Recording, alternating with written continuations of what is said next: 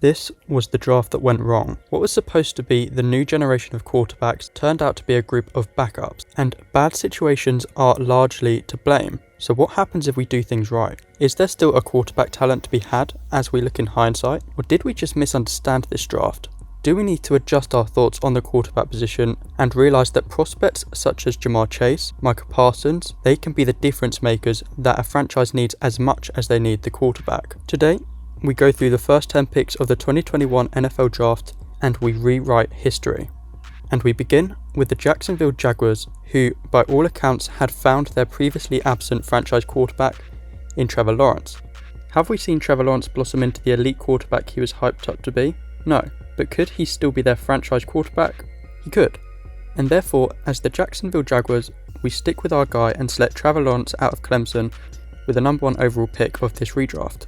And we move on to the New York Jets with the opportunity to take their franchise quarterback. The truth, of course, is that you do not have the right to a franchise quarterback. You earn the franchise quarterback by building a team that allows the talent to shine through. Was Zach Wilson ready to be a quarterback in the NFL? We may never know. But I don't believe that even if you threw a young Patrick Mahomes in this situation, that even he finds success the way he did with the Chiefs. The situation is vital.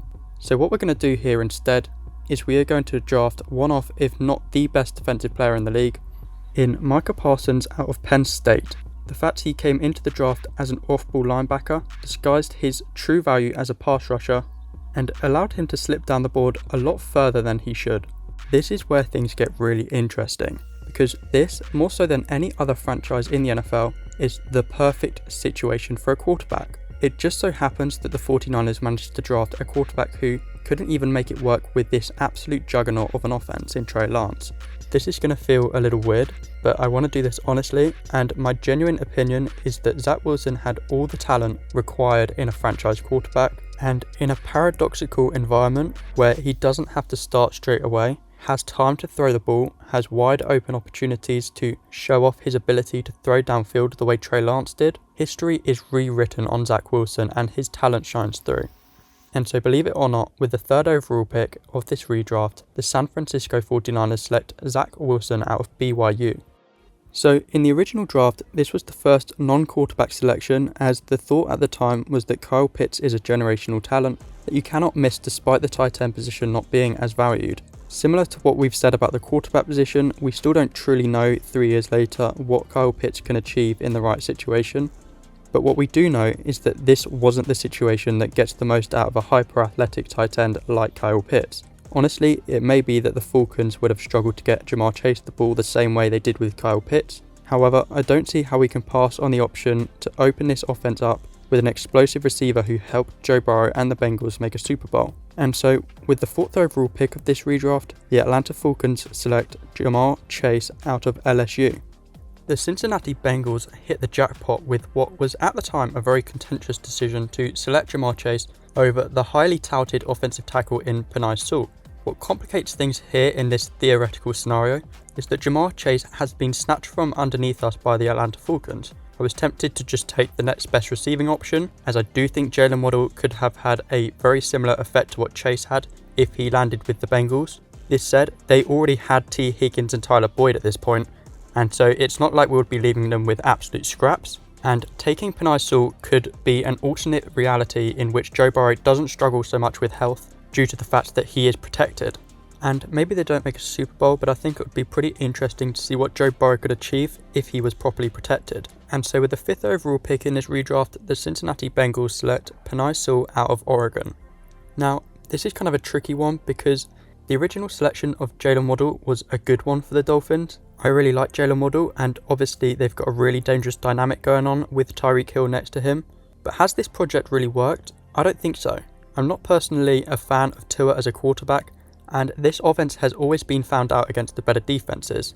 And so in this scenario, we take the offense in a slightly different direction and give Tua a bit more time in the pocket by adding an elite franchise left tackle. And so with the 6th overall pick, the Miami Dolphins select Rashawn Slater out of Northwestern.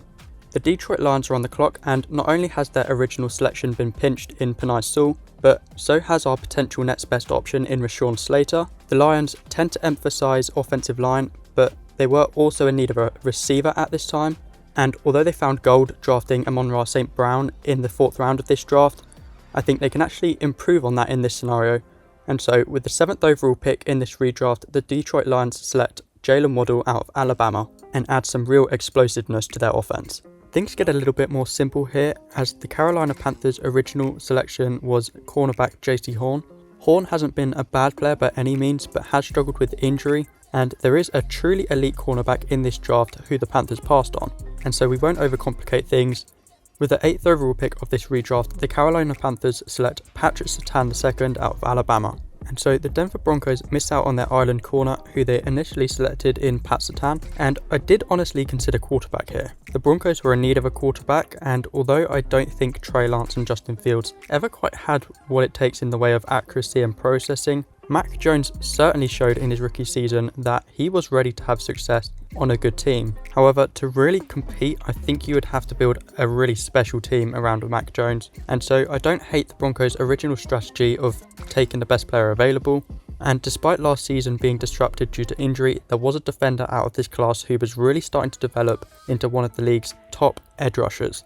So with the 9th overall pick of this redraft, the Denver Broncos select Jalen Phillips out of Miami.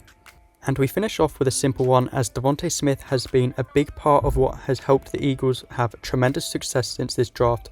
Amon-Ra St. Brown is another option here. Honestly, Kyle Pitts would be kind of interesting to see on a team that would utilise him properly, like the Eagles, but I think that's just unnecessarily overcomplicating things. And so, the 10th overall pick of this redraft, the Eagles stick with their original selection and pick up Devontae Smith out of Alabama. And so this is what we have in summary. I think this is a really fun exercise because I think people underestimate how much a situation can influence a player and whether they fulfill their potential. Obviously, if things did play out like this, everything changes. The Bengals probably don't make the Super Bowl without Jamar Chase. The Niners ended up finding their guy in Brock Purdy a year later, but if they could pull some sort of potential out of Zach Wilson, maybe they have a Super Bowl win.